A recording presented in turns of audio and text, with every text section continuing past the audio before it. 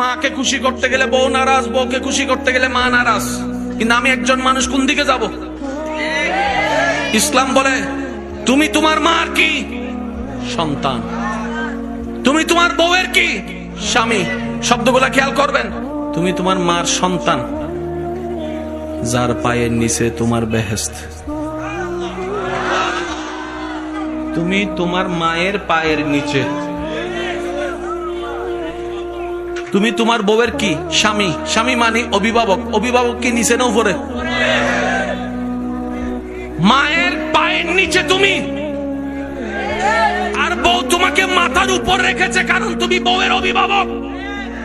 তো উপরওয়ালা তো নিচের ওয়ালা মতো হয় না, নিচের ওয়ালা তো উপরওয়ালার মতো হয় না।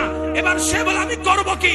বলে যে শোনো, তুমি মাকে মাথায় রাখো, বউকে বুকে রাখো,